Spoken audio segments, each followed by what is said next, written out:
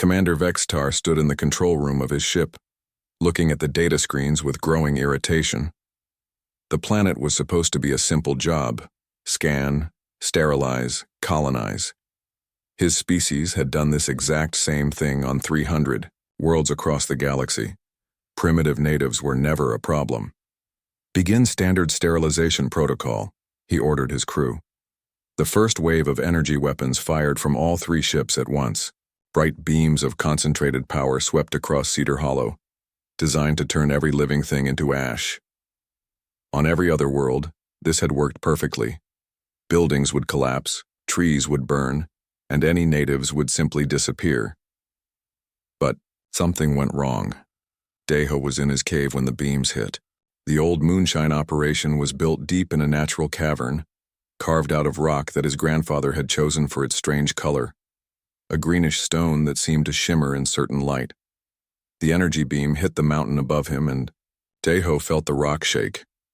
But when he looked outside, the beam seemed to bend around the cave entrance like water flowing around a stone. "What the hell?" he muttered, watching the deadly light curve away from him. Young Mi was in her garage when the second wave hit. Her building was made of old military surplus materials, steel plating and concrete blocks that her father had bought cheap from the army base when it closed down. She had always joked that her garage could survive a nuclear war. When the alien beam hit it, sparks flew everywhere, but the walls held. More than that, her radio suddenly crackled to life for a few seconds, before going dead again. Tae-sung was in the woods when he saw the beams sweeping across the valley. He dove into a cave he had used for hunting shelter, one of dozens he knew in these mountains. The beam passed right over the cave entrance, but inside he was perfectly safe. The rock seemed to absorb the energy somehow. Back on the alien ship, Vextar stared at his screens in confusion. The energy readings showed that their weapons had fired correctly, but life signs were still showing up all over the target area. That was impossible. Their sterilization beams had never failed before. "Fire again," he ordered. "Full power this time." The second barrage was stronger, but the results were the same. Most of the town's buildings were damaged or destroyed, but people were still alive, still moving, still hiding in places that should have been turned to dust. "Sir," said one of his officers, "we're detecting some kind of interference. The planet's surface contains unusual mineral deposits that seem to deflect our weapons." Vextar's 4 eyes narrowed. He had never encountered anything like this. "Deploy atmospheric toxins. If we can't burn them out, we'll poison them." Green clouds began pouring from the ships, spreading across the valley like fog. The gas was designed to kill any oxygen-breathing life form within minutes. It had worked on mammals, birds, reptiles, and even insects on hundreds of worlds. But Heejin was ready for it. She had spent the day after the ships landed gathering plants from the mountains, herbs and roots that her grandmother had taught her about. Korean folk medicine mixed with Appalachian plant knowledge had given her a deep understanding of what grew in these hills. When she saw the green gas coming, she knew exactly what to do. "Everyone to the clinic," she shouted, running through the town. "Bring wet cloth to cover your faces." Inside the clinic, she had prepared a mixture of local plants: bloodroot, golden seal, wild ginger, and a dozen others. She boiled them into a thick tea and gave everyone a cup to drink, then had them breathe the steam. "This should help your body fight off poison," she explained quickly. "My grandmother used these plants when the coal mines made people sick." The green gas rolled over the clinic, but the people inside kept breathing. The plant mixture seemed to protect them somehow. Outside animals that had been hiding in caves and hollow trees also survived. The local ecosystem had adapted to the unusual minerals in the soil, making everything more resistant to toxins. Vextar was now seriously worried. 2 of their standard weapons had failed completely. He decided to try a different approach. "Deploy gravitational disruptors," he commanded. "Collapse their structures. Crush them with their own buildings." Invisible waves poured from the ships, designed to make buildings fall down by twisting the force of gravity. On other worlds, entire cities had crumbled in minutes. But young Mi's garage was still standing. She had reinforced it over the years with salvaged materials from old military bases, steel beams designed to survive explosions, foundations built to military standards. When the gravitational waves hit, the building shook and groaned, but it held together. Inside, her collection of old electronics, radios, computers, and communication gear that she had been repairing suddenly started working again for brief moments. "That's interesting," she said to herself, watching her equipment flicker on and off. She was starting to get an idea about how their weapons worked. Tae-sung was watching from the woods as the alien attacks failed one by one. He had moved to a high ridge where he could see the whole valley. Through his hunting scope, he could see movement around the ships, beings in dark suits walking around, pointing instruments at the town. "Time to even the odds," he whispered. He had brought his best rifle, a hunting gun that his grandfather had modified for long-distance shots. The scope was old but accurate, and Tae-sung had been shooting deer in these mountains since he was 12 years old. He lined up his shot carefully, aiming for one of the figures near the ship. The bullet flew true, striking one of the aliens in what looked like its chest. The figure fell down and didn't get up. The others immediately started, looking around, but Tae-sung was already moving to a new position. On the alien ship, alarms started blaring. "Sir," an officer reported, "we have casualties on the ground team. The natives are fighting back with projectile weapons." Vextar couldn't believe what he was hearing. Primitive projectile weapons shouldn't be able to hurt his soldiers. Their armor was designed to stop energy beams and explosive devices, but somehow simple metal bullets were getting through. "How is this possible?" he demanded. "The projectiles seem to be moving at higher velocity than expected, sir, and they're made of local metals that have unusual properties due to the mineral content in the soil." Vextar realized that everything about this planet was wrong. The minerals that protected the natives from energy weapons also made their bullets more dangerous. The plants that helped them survive toxins also seemed to make them stronger and more resistant. Even the caves they hid in were perfectly positioned to avoid gravitational attacks. It was like the whole planet had been designed to fight back. Boram was in the ruins of her house, digging through the wreckage for anything useful. She had managed to salvage some electronic parts and was trying to build a communication device. Her engineering knowledge was limited, but she understood the basics of how radios worked. As she worked, she noticed something strange. Every time the aliens fired their weapons, her electronic parts would spark and sometimes work for a few seconds. It was like their energy beams were actually powering her equipment somehow. The interference goes both ways, she realized. Their weapons are charging our electronics. She started connecting wires and circuits, building a device that could store the energy from the alien attacks. If she could figure out how to control it, maybe she could turn their own weapons against them. Daeho gathered the survivors at his cave that night. About 200 people had made it through the first day of attacks. They were scared, tired, and angry, but they were alive. "They tried to burn us, poison us, and crush us," he said. "Nothing worked. You know why? Because we know these mountains better than they do. Because our grandparents chose this land for good reasons. And because we're not going to give up." Young Mai stood up with a bag full of salvaged electronics. "I think I can build weapons from their technology. Every time they attack, they're actually giving us power we can use." Tae-sung nodded. "I've been watching their patrols. They move in patterns like they're following a computer program. If we hit them at the right places at the right times, we can do real damage." Hyojin had bags of medical supplies and plant medicines ready.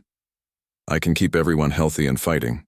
The plants here seem to make us stronger against their weapons." Boram held up a crude device made of wires and circuit boards. "I'm learning how their technology works. Give me a few more days and I might be able to jam their communications or even control their equipment." Daeho looked around at his neighbors. His friends, his family, they were farmers, mechanics, hunters, and shopkeepers. They weren't soldiers, but they were survivors. "Tomorrow they'll try something else," he said. "Maybe ground troops, maybe bigger weapons. Doesn't matter, this is our home and we're going to defend it." On the alien ship, Vextar was receiving reports that made no sense. His weapons had failed, his soldiers were taking casualties, and the natives were apparently getting stronger instead of weaker. He had never seen anything like it in 300 successful invasions. He opened a communication channel to his superiors in the fleet. "Request immediate reinforcements," he said. "The natives are more dangerous than anticipated." The response came back quickly. "Impossible. Proceed with standard protocols." Vexitar looked out at the dark mountains where the humans were hiding. The first alien patrol came at dawn, 6 figures in dark armor moving carefully through the woods toward Daiho's cave. They carried weapons that hummed with energy and wore helmets that probably let them see in the dark. They thought they were hunting helpless primitives. They were wrong. Taesung had been watching them for an hour from a tree 50 yards away. He knew every game trail in these mountains, every hiding spot, every place where the ground was soft or hard. The aliens were following a path that led exactly where he wanted them to go. He waited until they reached the creek, then whistled once, a sound like a bird call that his cousins would recognize. That was the signal. Young Mi's first booby trap exploded under the lead alien's feet. She had buried a jar of Daiho's strongest moonshine with some fertilizer and a simple trigger made from old radio parts. The blast knocked 3 aliens down and set the 4th one on fire. Taesung's rifle cracked twice from the tree and 2 more aliens fell. The last one started shooting wildly with his energy weapon, burning holes in trees and rocks but hitting nothing important. "Over here, you ugly bastard," Young Mi shouted from behind a boulder, then rolled away as energy beams scorched the rock where she had been hiding. The alien spun toward her voice, but Daiho was already behind him with a hunting knife and 40 years of experience in close combat. The fight lasted about 3 seconds. "That's 6 down," Taesung said, dropping from his tree. "How many more you think they got?" "Doesn't matter," Daiho replied, picking up one of the alien weapons. "We're just getting started." Back at the ships, Commander Vextar stared at his screens in disbelief. He had just lost an entire patrol, and the last few seconds of video from their helmet cameras showed impossible things. Primitive natives using explosive devices, projectile weapons, and hand-to-hand combat to destroy trained soldiers. "Send another patrol," he ordered. "Larger this time, and give them heavy weapons." Young Mi was in her cave workshop taking apart the alien weapons they had captured. The technology was strange but not impossible to understand. Energy flowed through crystals and metal in patterns that reminded her of electrical circuits, just more advanced than anything humans had built. "Boram, come look at this," she called to the college student who was helping her. Boram crawled over with her notebook full of drawings and calculations. She had been studying the alien technology for 3 days, trying to understand how it worked. "See this crystal?" Young Mi pointed to a glowing component inside the weapon. "I think it stores energy, like a battery, and this part here controls how much energy gets released. Like a variable resistor," Boram agreed. "If we could reverse the energy flow, we could make it explode instead of shoot," Young Mi finished with a grin. "Want to try it?" They spent the afternoon modifying captured alien weapons, turning energy guns into bombs. It was dangerous work. One mistake could blow up the cave, but they were getting good at it. Hyejin was teaching a different kind of lesson in the clinic. She had 20 volunteers learning how to treat wounds from energy weapons and alien toxins. Most were women and older men who couldn't fight directly, but they could help keep the fighters healthy. "The burns from their weapons go deeper than regular fire," she explained, showing them a piece of cloth that had been hit by an energy beam. "But the bloodroot mixture helps the skin heal faster, and if someone gets poisoned by their gas, give them this tea and keep them breathing steam from these plants." One of the women raised her hand. "What if they use something we haven't seen before?" Hyejin smiled grimly.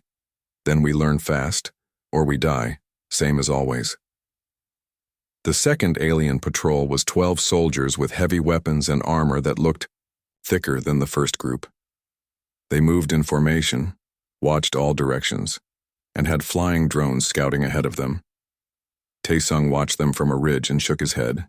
They were learning, but not fast enough. He had spent 2 days preparing what he called the Valley of Death, a narrow canyon where he had set up overlapping fields of fire and multiple escape routes.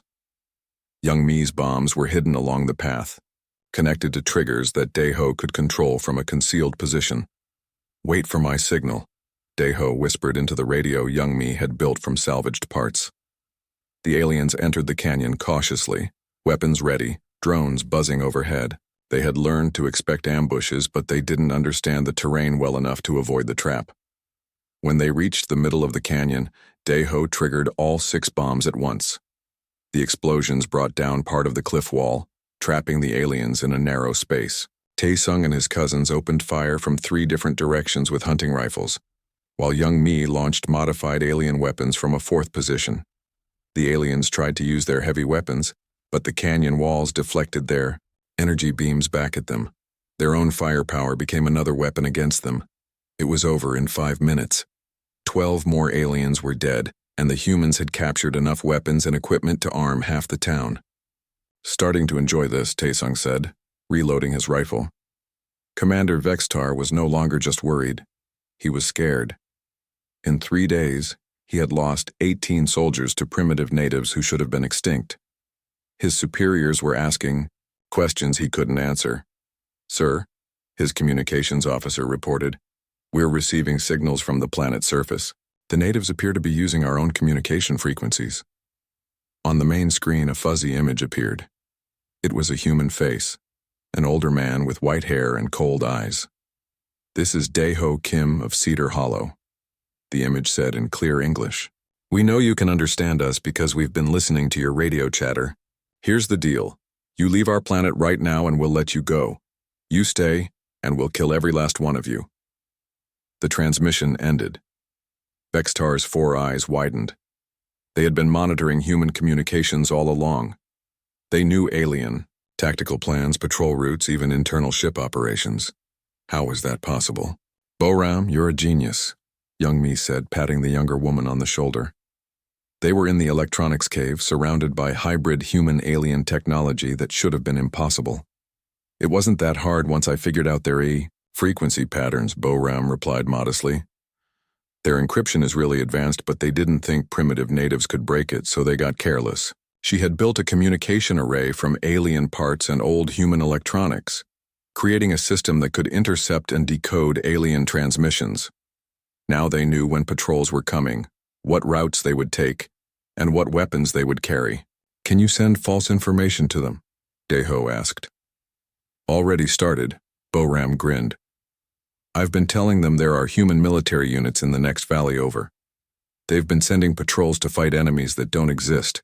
The war was changing from a desperate defense to an organized campaign. The humans were learning to use alien technology, understanding their tactics, and turning their advantages against them. Hyejin had developed new medicines from local plants mixed with alien medical supplies. Young Mai was building weapons that were half human engineering and half alien technology. Taesung had trained 30 hunters in guerrilla warfare tactics that took advantage of the mountain terrain, and Daeho was coordinating it all from his cave, using alien communication equipment to stay in touch with fighters spread across 50 square miles of mountains. The third major battle came when the aliens tried to establish a forward base near the town center. They landed additional troops and equipment, built defensive positions, and started patrolling in larger groups. It looked like they were learning to fight back effectively. They were wrong again. The attack came from underground. Daeho's Moonshine operation connected to a network of natural caves that ran throughout the mountains. Over the years, he and other locals had expanded these caves, creating tunnels that connected basements, root cellars, and hidden storage areas all over town. The aliens built their base over one of the main tunnel junctions. Young Mi had spent a week preparing for this moment. She had filled the tunnels under the alien base with every explosive device she could make. Moonshine bombs, modified alien weapons, fertilizer charges, and even some old dynamite left over from mining operations. At midnight, she triggered them, all at once. The alien base disappeared in a fireball that could be seen from 20 miles away. The explosion created a crater where buildings had been and sent flaming debris flying in all directions. Not a single alien in the base survived. "That's what we call a moonshine blast," Daeho said with satisfaction, watching the flames from his cave entrance. On the command ship, alarms were screaming. Vextar had just lost his forward base and another 50 soldiers. The natives weren't just fighting back anymore, they were winning. "Sir," His tactical officer reported. We've lost contact with all ground units. The natives appear to have taken complete control of the area. Vextar looked at the tactical display. Red markers showed where his forces had been destroyed. Green markers showed probable human positions. There were green markers everywhere, and almost no red ones left. Request immediate reinforcements. From the fleet, he ordered. Sir, the fleet command is asking why a simple sterilization mission requires reinforcements. Daeho Kim wiped the sweat from his forehead as he checked the copper pipes running through his moonshine still. The old man had been making corn whiskey in these mountains for 40 years, just like his father before him. The cave where he worked stayed cool even in summer, hidden deep in the hills around Cedar Hollow. The town wasn't much to look at. Maybe 300 people lived there, spread across the valley and up the mountainsides. Most families had been there since the 1950s, when Korean War veterans brought their wives to settle in the quiet hills of Appalachia. The government had given them land nobody else wanted, rocky, steep, hard to farm. But they made it work. Young Me. Park was under the hood of her pickup truck when she first saw the lights. She had grease on her hands and motor oil in her hair. The engine made a strange noise that she couldn't figure out. Young Me knew machines better than most people. She had learned about engines in the army before coming home to take over her dad's garage. What the hell? She said, looking up at the sky. 3 bright lights hung in the air above the mountains. They didn't move like planes or helicopters. They just floated there, silent and still. Young Me had never seen anything like it. Tae-sung Lee was checking his deer traps when he noticed the animals acting strange. The squirrels had gone quiet. Birds weren't singing. Even the insects seemed to have stopped making noise. He had hunted these woods since he was a boy, and he knew when something was wrong. He looked up through the trees and saw the lights too. Big, bright, and definitely not natural. Tae-sung pulled out his cell phone to call his cousin in town, but there was no signal. That was weird. He usually got at least 1 bar on this ridge. Hee-jin Choi was finishing her shift at the small clinic when her radio stopped working. She had been listening to the news from the city, but now there was only static. She tried different stations, but nothing came through. Even the emergency channels were dead. She walked outside and immediately saw what everyone else was seeing. The 3 lights hung in the sky like giant stars, but it was still daylight. They cast strange shadows that seemed to move on their own. Bo-ram. Song was home from college for the summer, helping her grandmother in the garden. She was studying engineering and always had her nose in a book about computers or electronics. When her laptop suddenly shut off and wouldn't restart, she got worried. Her phone was dead too, even though the battery had been full. "Grandma, look at the sky," Bo-ram said in Korean. Her grandmother looked up and crossed herself. "Bad spirits," the old woman whispered. But Bo-ram didn't think these were spirits. She thought about her classes on electromagnetic radiation and wondered what could knock out all the electronics in town at once. By evening, everyone in Cedar Hollow had gathered at the community center. It was an old building that served as town hall, church, and meeting place. Daeho stood at the front, his weathered face serious. People respected him. He was the oldest man in town and had fought in Vietnam before coming back to make moonshine. "Nobody's phones work," said Ye-jin. "The radio at the clinic is dead. Even my car won't start." "Mine neither," Young Me added. "It's like something fried all the electronics." Tae-sung raised his hand. "I hiked up to the Ridge Road this afternoon. Tried to flag down cars, but there weren't any. The road's empty in both directions. People started talking all at once, worried voices filling the room. Some wanted to walk to the next town. Others thought they should stay put. A few of the older folks muttered about the end times." Daeho held up his hand for quiet. "We need to think about this carefully. Those lights up there, they're not from around here, and they showed up right when all our machines stopped working. That's not a coincidence." Bo-ram stood up. She was young, but people knew she was smart. "I think it's some kind of electromagnetic pulse, like an EMP weapon. It would explain why everything electronic is dead." "Who would do that?" asked Hee-jin. Bo-ram looked up at the ceiling, toward the lights in the sky. "Maybe not who. Maybe what." That night the lights came lower. They hung just above the treetops, casting an eerie glow over the whole valley. Some people tried to sleep, but most stayed awake, watching from their windows.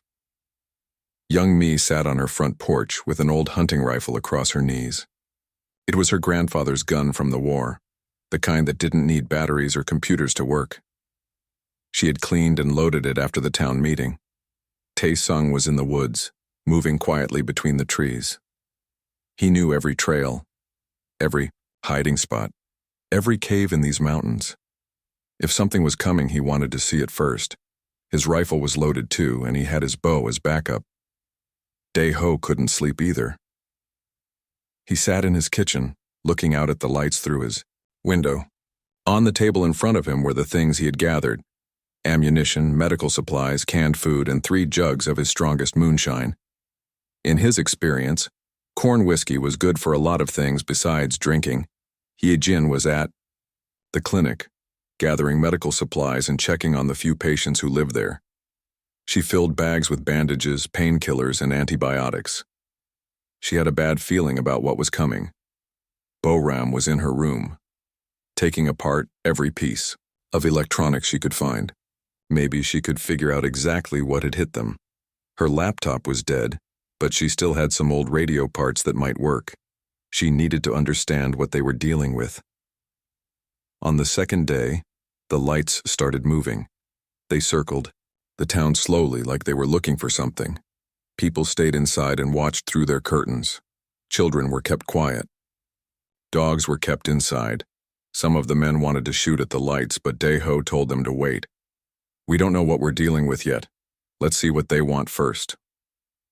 But deep down, he had a feeling he knew what they wanted. In Vietnam, he had seen what happened when a stronger force decided to take territory from people who couldn't fight back.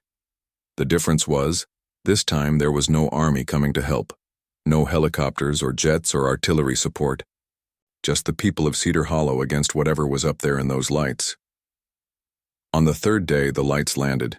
They came down in the big field behind the Johnson farm, 3 enormous ships that looked like nothing humans had ever built. They were smooth and dark with no visible windows or doors.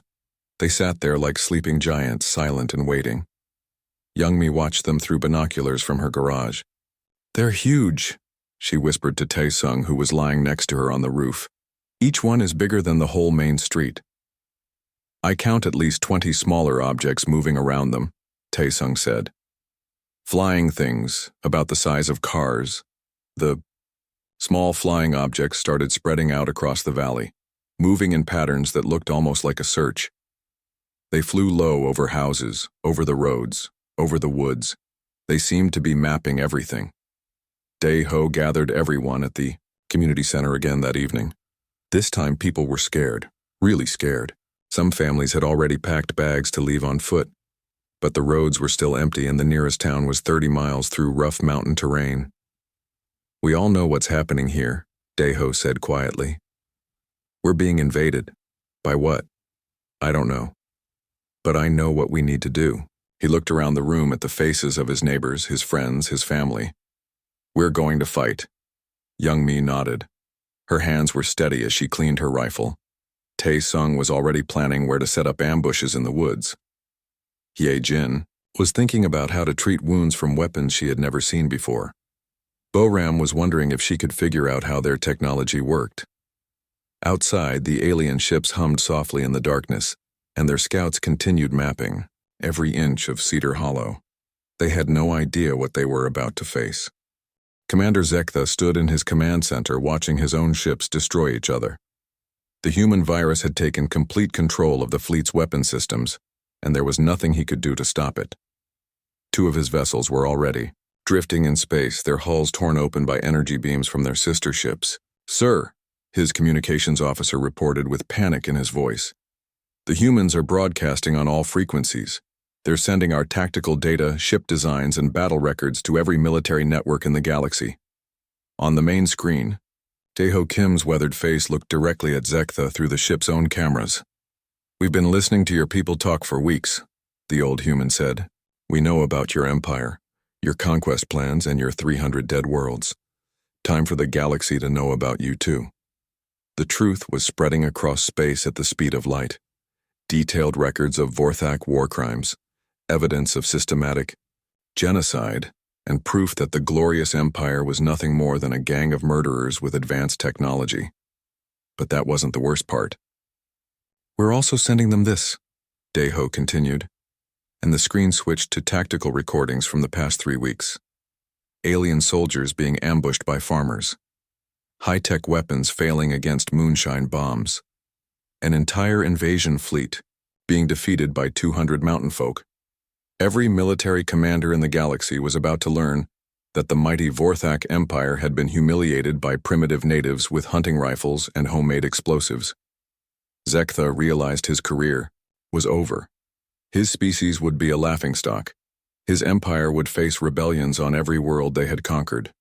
"Open emergency communication to the human leader," he ordered. Deho appeared on the screen again, sitting in his cave with Young Mi, Tai Sung, Hyejin, and Bo Ram standing behind him. They looked like exactly what they were. Ordinary people, who had been pushed too far and fought back with everything they had. "You want to surrender?" Deho asked. "I want to negotiate," Zektha replied carefully. "No negotiations," Taesung said flatly. "You came here to kill us all. Now you get to leave or you get to die. Those are your only choices." Zektha looked at the tactical displays showing his remaining ships being torn apart by their own weapons. He had brought 1,000 soldiers to conquer this planet. Less than 200 were still alive, and they were trapped on ships they could no longer control. "What are your terms?" he asked. Young Mi stepped forward. She was still wearing pieces of her powered armor, scorched and dented from her battle inside the command ship. "First, you're going to repair all the damage you did to our town. Every building, every road, every power line. Second," Hyejin added, "you're going to leave medical supplies and equipment to help people your weapons hurt. Third," Bo Ram said, holding up a device that glowed with alien energy, "you're going to give us complete technical specifications for all your technology. We want to know how everything works." Deho nodded. "And fourth, you're going to send a message to every ship in your empire. Tell them that Earth is off limits. Any alien vessel that comes within 100 light years of our solar system gets destroyed. No warnings, no negotiations, no second chances." "Impossible," Zektha protested. "My government will never agree to those terms." "Then you'll die here," Taesung said simply, showing no emotion at all. "We've killed most of your soldiers already. The rest won't last long." Zektha looked around at his command crew. They were all staring at him, waiting for orders that might save their lives. He thought about the 300 worlds his empire had sterilized, the billions of people they had murdered, the other species they had driven to extinction. Maybe it was time to pay for those crimes. "Agreed," he said. The repairs took 2 weeks. Alien construction equipment worked around the clock to rebuild everything their weapons had destroyed. They used advanced materials and technology that made the new buildings stronger and better than the originals.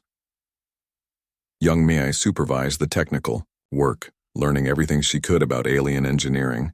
By the time they were finished, she understood their technology well enough to build her own versions. Hyejin worked with alien medical officers to set up a clinic that could treat injuries and diseases that hadn't existed on Earth before the invasion. The alien healing technology was centuries ahead of human medicine. Bo Ram copied every piece of technical data from the alien computers, weapon designs, ship blueprints, faster-than-light travel systems, computer networks that could span galaxies. She absorbed it all like a sponge. Tae Sung and his hunters kept watch over the aliens, making sure they did exactly what they had promised. Any alien who stepped out of line found themselves looking down the barrel of a rifle held by someone who had already proven they knew how to use it.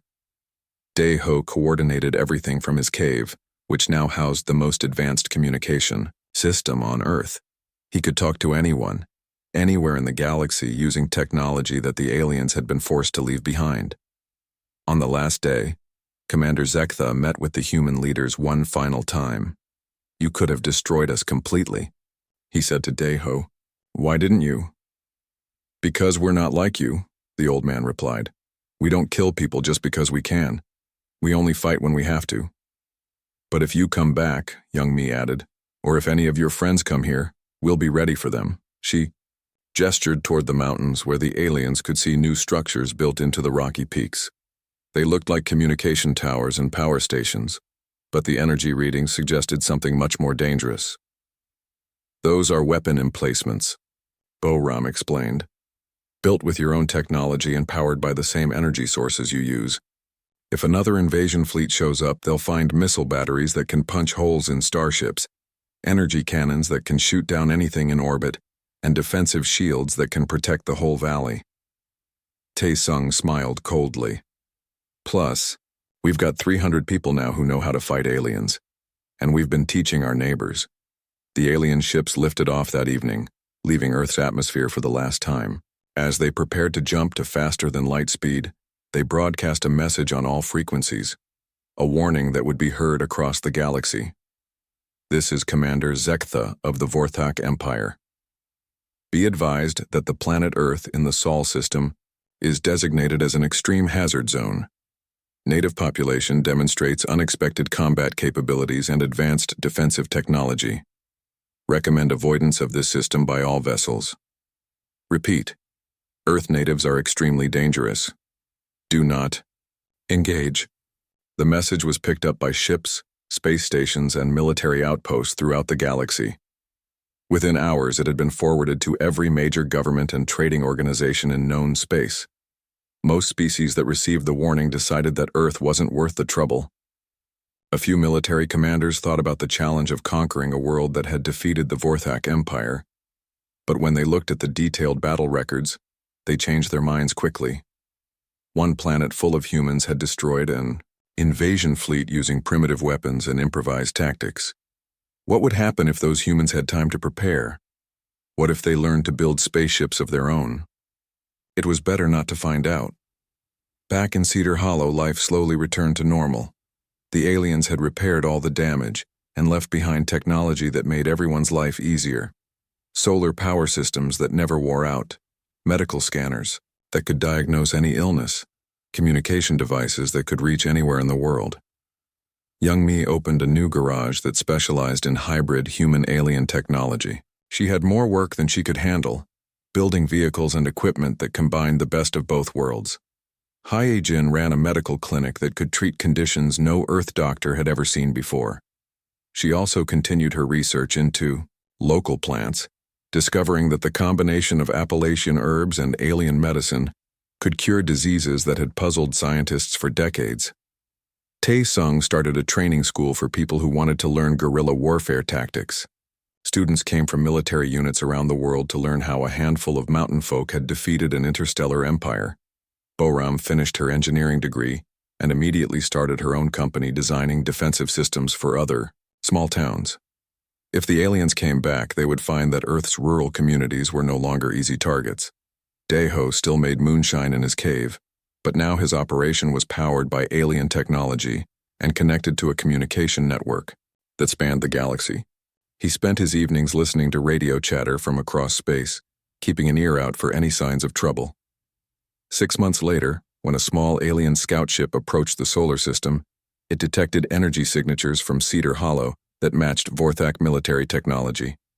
The ship immediately changed course and jumped to faster than light speed without even entering Earth's atmosphere. The galaxy had learned a valuable lesson. Never underestimate humans who have nothing left to lose, intimate knowledge of their terrain, and the engineering skills to turn farm equipment into weapons of mass destruction. And in the hills of Appalachia, the people of Cedar Hollow went on with their lives, secure in the knowledge that they had earned their place in the universe. The hard way, they had faced the worst the galaxy could throw at them and won. The reinforcements arrived 3 days later, 2 more ships twice as large as the first 3. They brought 500 fresh soldiers, advanced weapons, and a new commander who had fought in 30 galactic wars. Commander Zektha was not like Vextar. Where the first commander had been confident and careless, Zektha was patient and deadly. He spent his first day studying everything that had gone wrong, analyzing human tactics, and planning a completely different kind of war. "These natives are more dangerous than reported," he told his officers. "They learn quickly, adapt fast, and know their terrain better than we know our own ships. We will not underestimate them again. Young Mi was watching the new ships through binoculars from her hidden position on the mountain ridge. The aliens were being more careful now. Their patrols moved differently, in smaller groups with better spacing. They had flying drones everywhere, and their weapons looked bigger and nastier than before. "They're learning too," she said to Tae-sung, who was lying beside her with his rifle ready. "Good," Tae-sung replied. "Makes it more interesting." But privately he was worried. The aliens had brought more soldiers than there were people in Cedar Hollow. If they attacked in one big group instead of small patrols, the humans might not be able to stop them. Down in the cave network, Boram was working on something that might change everything. She had been studying alien technology for 2 weeks now, and she was starting to understand how their most advanced systems worked. "Dae-ho, come look at this," she called from her workshop. The old man walked over to where Boram had laid out pieces of alien equipment like a puzzle. She had connected communication devices to weapon systems, power supplies to navigation equipment, and computer controls to everything else. "I've been monitoring their radio traffic," she explained. Their ships are controlled from the command vessel, the big one in the middle. If I can hack into their main computer, I might be able to disable their entire fleet." Dae-ho studied the alien technology with the eye of a man who had been fixing complicated machinery all his life. "What do you need to make it work?" "I need to get close to their command ship, close enough to plug this device directly into their main communication array." "That's suicide," Dae-ho said flatly. "Maybe," Boram agreed. "But if it works, we win the whole war in one shot." Hye-jin was treating wounded fighters in the medical cave when she noticed something strange. The people who had been exposed to alien gas and energy weapons were healing faster than they should. Not only were they recovering from their injuries, they seemed to be getting stronger and tougher. "Hold still," she told Jinwoo, one of Tae-sung's cousins who had been hit by an energy beam 3 days earlier. She examined the burn on his arm, which had healed completely and left skin that looked thicker and more resilient than normal. "I feel fine," Jinwoo said. "Better than fine, actually. It's like that alien beam made me stronger somehow." Hye-jin had been noticing the same thing in other patients. People who survived alien attacks seemed to develop resistance to energy, weapons, and poison gas. It was like their bodies were adapting to fight alien technology. She started keeping detailed notes, documenting every change she observed. If she could understand what was happening, maybe she could help it happen faster. The first test of the aliens' new tactics came when they attacked the communication cave where Boram had been intercepting their transmissions. Commander Zektha had figured out that the humans were listening to alien radio traffic and he wanted to stop it. But instead of sending a small patrol, he sent 50 soldiers with air support and heavy weapons. They surrounded the mountain where the cave was located and attacked from all sides at once. Tae-sung and his hunters were ready for them. They had spent a week preparing the mountain for defense, with hidden positions, interconnected tunnels, and enough supplies to hold out for days. When the aliens attacked, they found themselves fighting an enemy that seemed to be everywhere and nowhere at the same time. Human fighters would appear, shoot, and disappear into the rocks before the aliens could return fire. Energy beams hit empty positions while bullets came from unexpected directions. The mountain itself seemed to be fighting against the invaders. The battle lasted 6 hours. When it was over, the aliens had lost 30 soldiers and 2 aircraft. The humans had lost 3 people, but more importantly, they had captured intact alien equipment, including a communication device that was still connected to the alien command network.